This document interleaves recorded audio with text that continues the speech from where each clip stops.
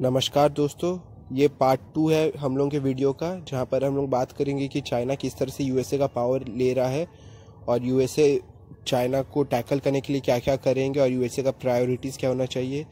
तो अगर आप लोग पार्ट 1 नहीं देखे तो इस वीडियो के बाद आप लोग पार्ट 1 भी देख लीजिएगा। सबसे पहले हम लोग शुरू करते हैं, यूएसए का रिस्पांस क्या होगा जब चाइना या फिर उसके अलाइज रेड लाइन क्रॉस करेंगे। रेड लाइन बेसिकली होता है लिमिट्स, मतलब चाइना या फिर उसके अलाइज लिमिट्स जब क्रॉस करेंगे तो यूएसए का रिस्पांस क्या होना चाहिए।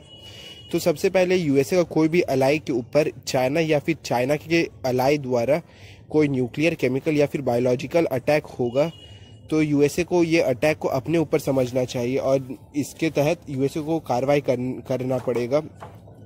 और इसमें चाइना का एलाई बेसिकली नॉर्थ कोरिया को कहा गया है और इसमें यूएसए के ट्रीटी बाउंड एलाइज के बारे में बताया गया है। यूएसए के टोटल 47 ट्रीटी बाउंड एलाइज है और इंडिया यूएसए का एक ट्रीटी बाउंड अलाई नहीं है। इंडिया एक स्ट्रेटेजिक ऑटोनॉमिक वाला अलाई है, मतलब इंडिया अपने में स्वतंत्र है। यूएसए का इंडिया को कोई हेल्प नहीं चाहिए अपने कंट्री को बचाने के लिए। तो मेनली इसका ये मतलब है स्ट्रेटेजिक ऑटोनॉमी का। और यहाँ पर इंडिया को ये भी देखना चाहिए कि इंडिया अगर यूएसए का अलाई हो जाता तो ये उसके लिए बहुत ज़्यादा डिफ़िकल्ट होता चाइना को टैकल करने के लिए, क्योंकि चाइना तब इंडिया के ऊपर डायरेक्ट अटैक करता। तो इससे यूएसए को ये मैसेज जाता कि आप इतने ज़्यादा स्ट्रांग नहीं है कि आप अपने अलाई को बचा सकते। तो ये सही किए हैं यूएसए और इंडिया कि वो लोग ने अभी तक एक ट्रीटी बाउंड अलायंस फॉर्म नहीं किए हैं। फिर इसका दूसरा पॉइंट है, यूएसए को अपने 47 जो अलाइज है उनको मिलिटरी भी हेल्प करना पड़ेगा और प्लस उन लोग जो 47 अलाइज है उनके मिलिट्री पावर को भी यूएसए को इन्हांस करना होगा, मतलब अपना मिलिट्री को भी उन लोगों को स्ट्रांग करना होगा चाइना को टैकल करने के लिए, प्लस अपने अलाइज का भी। फिर इसमें तीसरा पॉइंट कहा गया है कि इंडो पैसिफिक का प्रीडोमिनेंस बहुत होगा आने वाले वक्त में और यूएसए को आर्म ताइवान को पहुंचाने होंगे। मतलब ताइवान, जैसे कि आप सभी अभी देख रहे हैं कि चाइना ने ओपनली कह दिया कि ताइवान को वो लोग एनेक्स कर लेंगे। तो इससे यूएसए को ताइवान को बचाने के लिए ताइवान को आर्म्स और आर्मामेंट्स वो सब अच्छे से सप्लाई करना पड़ेगा ताकि ताइवान फ्यूचर में भी एक इंडिपेंडेंट कंट्री रहे, ना कि ताइवान को चाइना का स्टेट बन जाए।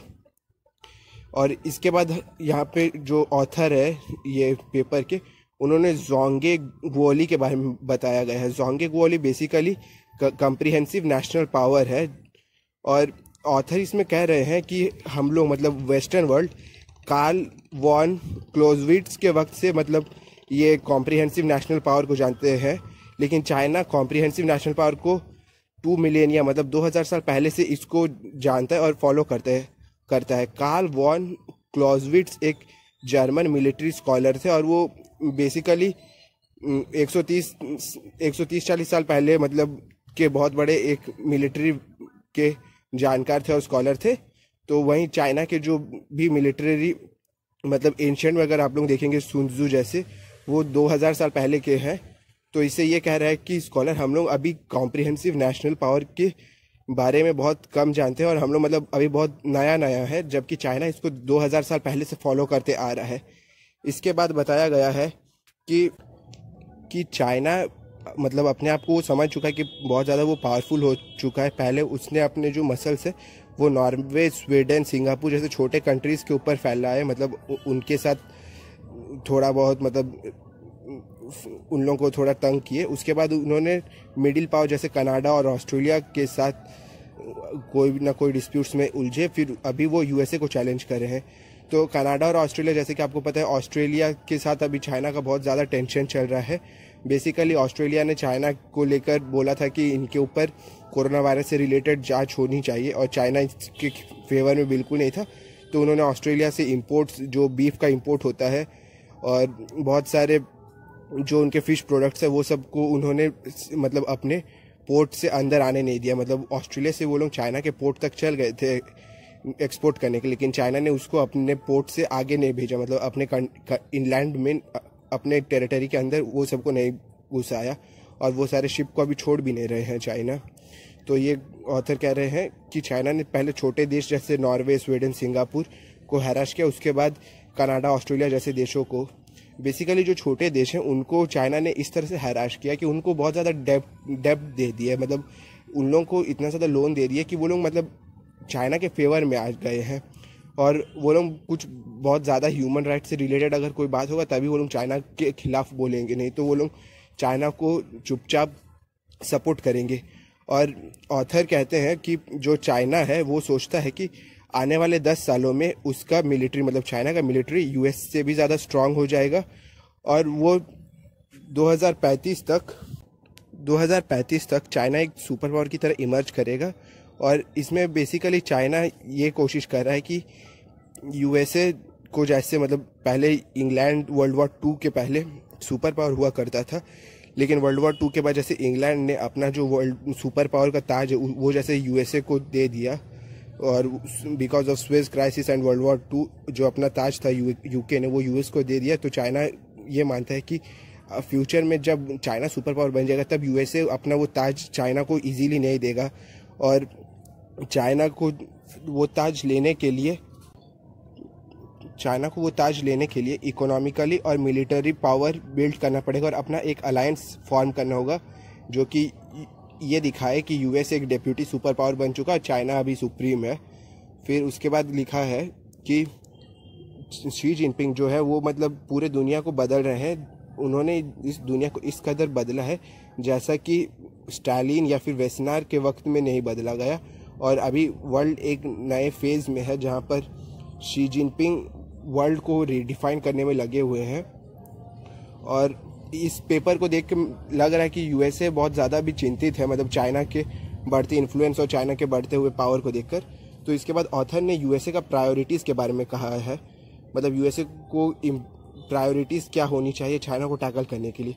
सबसे पहले यूएसए को चाइना के जो एक्सपेंशनिज्म है, मतलब चाइना जो विस्तारवादी नीति है, मतलब अपने टेरिटरी से बाहर दूसरे के टेरिटरी को भी कैप्चर करने का, उसको कंट्रोल करना पड़ेगा। और ये सारे टेरिटरीज जैसे साउथ चाइना सी में जो कुछ भी डिस्प्यूटेड है वो सब में चाइना का जैसे क्लेम ना हो उसको भी मतलब इंश्योर करना पड़ेगा। प्लस यूएसए को जापान का पूरा टेरिटोरियल इंटीग्रिटी को भी सिक्योर रखना पड़ेगा। जैसे कि आप सभी को पता होगा कि जापान में जो सेनकाकू आइलैंड्स है वो चाइना अपना मानते हैं। जिस तरह से चाइना इंडिया में अरुणाचल प्रदेश को क्लेम करता है उसी तरह जापान में सेनकाकू आइलैंड्स को क्लेम करता है। तो इस पेपर में ये कहा गया है कि यूएसए को चाइना के एक्सपेंशनिज्म को रोकना चाहिए। बट यहाँ पर मैं ये कहूँगा कि यूएसए तब क्या कर रहा था जब चाइना ने तिब्बत के ऊपर अपना कब्जा कर लिया। तब यूएसए ने चाइना को मतलब कुछ नहीं कहा और एक तरह से मौन होकर स्वीकृति दे दी कि चाइना आप कुछ भी कर सकते हैं तब, जो कि मतलब बहुत गलत है। और इसमें जवाहरलाल नेहरू का भी मेरे को बहुत ज़्यादा फॉल्ट लगता है, क्योंकि उन्होंने इसको ओपनली सपोर्ट किया था कि तिब्बत चाइना का ही एक पार्ट है, जो कि बिल्कुल गलत था। पहले अगर हम लोग देखेंगे तो इंग्लिश जो मतलब ब्रिटिश है उनका और तिब्बत के साथ बहुत सारे बॉर्डर रिलेटेड इश्यूज़ के ऊपर मतलब ट्रीटीज़ बनी है, जैसे मैकमोहन लाइन, वो सब इंडिया और तिब्बत के बॉर्डर को लेके बनाया गया था, ना कि इंडिया और चाइना को। तो नेहरू जी का भी मेरे को ये बहुत ज़्यादा उनका फॉल्ट लगता है पॉलिसी में कि उन्होंने तिब्बत को चाइना को इजीली सौंप दिया और मतलब तिब्बत के कॉज को सपोर्ट भी नहीं किया बाद में। लेकिन उन्होंने दलाई लामा को इंडिया में शरण लेने के लिए अनुमति दी, वो अलग बात है। लेकिन जब उनको प्रोटेस्ट करना चाहिए था तब उन्होंने प्रोटेस्ट नहीं किया, और उसी के कारण मतलब अभी इंडिया का बॉर्डर चाइना से लग जाता है, पूरा क्लोज हो गया और इंडिया चाइना नेबर हो गए हैं। तो चाइना भी और ज़्यादा टेरिटोरी एक्सपेंशन के लिए इंडिया के अंदर एनक्रोच करने लग जा रहा है। फिर इसमें कहा गया कि यूएसए के प्रायोरिटीज़ में ये भी होना चाहिए कि डॉलर एक ग्लोबल करेंसी बने रहे। और इसके बाद कहा गया है कि यूएसए को अपना जो डोमिनेशन है चाइना के ऊपर आर्टिफिशियल इंटेलिजेंस में उसको बरकरार रखना होगा। जैसे कि आप सभी को पता है आर्टिफिशियल इंटेलिजेंस में यूएसए अभी सबसे आगे पूरे दुनिया में, और ऑथर कह रहे हैं कि यूएसए को ये डोमिनेशन आगे भी बरकरार रखना पड़ेगा। और यही जो आर्टिफिशियल इंटेलिजेंस है वो डिटरमाइन करेगा कि भविष्य में कौन सबसे बड़ा पावर होगा। और भविष्य में जो कुछ भी मतलब वॉर होगा वो मनी या फिर मिलिट्री आर्मामेंट्स के लिए नहीं होगा, बेसिकली टेक्नोलॉजिकल फ्रंट में होगा। जैसे कि अगर आप मतलब किसी कंट्री के पूरे साइबर को ही जाम कर दे या फिर साइबर अटैक कर दे, जैसे कि ऑस्ट्रेलिया के ऊपर हुआ तभी, तो इससे कंट्री का जो इकोनॉमिक बैकबोन है वो इजीली ब्रोक कर सकता है। और साइबर से आप कंट्री के जो मिलिट्री सैटेलाइट्स है उसको भी आप हैक करके मतलब उसको गलत गलत इन्फॉर्मेशन भी आप फीड कर सकते हैं, जो कि मतलब जो नीचे में जो मिलिट्री रहते हैं उनको गलत इन्फॉर्मेशन जाएगा और वॉर में वो लोग गलत गलत स्टेप्स लेंगे। तो इसमें कहा गया है कि यूएसए को अपना डोमिनेशन आर्टिफिशियल इंटेलिजेंस में बरकरार रखना होगा चाइना के ऊपर। और इसमें कहा गया है कि यूएसए को अपना जो टेक्नोलॉजी इन्वेस्टमेंट है एआई में उसको बढ़ाना भी पड़ेगा, और जो सेमीकंडक्टर यूएसए चाइना को एक्सपोर्ट करता है उसके ऊपर भी कंट्रोल रखना पड़ेगा। और एक्सपोर्ट में अगर हम लोग मतलब यूएसए अगर कंट्रोल रखेगा तो चाइना अपना खुद का सेमीकंडक्टर बनाएगा जो कि उतना अच्छा क्वालिटी का नहीं होगा, जो इन्फीरियर क्वालिटी का होगा, और ये चाइना को प्रिवेंट करेगा कि वो यूएसए के टेक्नोलॉजी को कैच भी कर पाए। तो इसमें बेसिकली सेमीकंडक्टर के एक्सपोर्ट के बारे में भी कहा गया है कि यूएसए को अपना सेमीकंडक्टर एक्सपोर्ट जो चाइना को करता है उसको थोड़ा कंट्रोल वे में करना पड़ेगा। अगर यूएसए सारा मतलब इजीली चाइना को सेमीकंडक्टर एक्सेस करवाते रहेगा तो चाइना टेक्नोलॉजिकल मामले में यूएसए को कैच कर लेंगे। फिर इसमें कहा गया है कि यूएसए को चाइना का एक्सपेंशन को हर तरह से रोकना होगा, भले मतलब वो यूएसए का एलाई के ऊपर चाइना एक्सपेंशन करा या फिर यूएसए का जो नॉन एलाई है उसके ऊपर चाइना अपना एक्सपेंशनिज्म करा। तो इसमें आप इंडिया को भी कह सकते हैं कि इंडिया को अगर चाइना कभी मतलब इंडिया में इंक्रोच करता है तो यूएसए उसके लिए कुछ बोलेगा, लेकिन ये चांस कम है कि यूएस उसके लिए एक्ट करेगा। मतलब यूएस कोशिश करेगा कि जैसे चाइना इंक्रोच ना करे, लेकिन अगर चाइना कर जाता है तो आप ये कह नहीं सकते कि यूएसए इंडिया की तरफ से वॉर लड़ेगा। तो ये बेसिकली जो यूएसए के एलाइज नहीं है, जैसे ताइवान भी यूएसए का एलाई नहीं, लेकिन चाइना क्लेम करता है कि वो ताइवान को एनेक्स करेंगे। तो यूएसए को ताइवान को भी मतलब उनके टेरिटोरियल इंटीग्रिटी को भी संभालना पड़ेगा। प्लस इसमें कहा गया है कि यूएसए को अपना इमिग्रेशन को बढ़ाना पड़ेगा ताकि यूएसए में पॉपुलेशन बढ़े और यूएसए का जो पॉपुलेशन है वो स्टेबलाइज ना करे बाकी यूरोपियन कंट्रीज़ की तरह और जापान की तरह। जैसे कि जापान में है अभी जो ओल्ड पीपल है वो यंग पीपल से ज़्यादा हो गए हैं और इससे उन लोगों का जो पॉपुलेशन ग्रोथ है वो ग्रोथ और हो नहीं रहा, वो लोग एक स्टेबल पोजीशन में आ गए। अब आगे जाके उनका पॉपुलेशन धीरे धीरे डिक्लाइन करेगा। तो ऑथर कह रहे हैं कि यूएसए को ये गलती नहीं दोहरानी चाहिए और जो डोनाल्ड ट्रंप ने इमिग्रेशन के ऊपर रोक लगाया था उसको हटाना चाहिए और बेसिकली इससे यूएसए को ही फ़ायदा मिलेगा ताकि अलग अलग देशों के अलग अलग लोग आएंगे यूएसए में सेटल करेंगे। तो इससे एक आप कह सकते हैं अलायंस भी बनेगा, मतलब किसी और देश का कोई और देश में रह रहा है, मतलब इंडिया का ही सोचिए अगर यूएसए में रह रहा है तो इंडिया के सिटीजन्स तो अपने आप को यूएसए से एसोसिएट करेंगे और जो एनआरआईज हैं उनके लिए इंडिया भी तो कुछ ना कुछ करेंगे, मतलब सोचेंगे वो भी तो उन्हीं के सिटीजन्स हैं।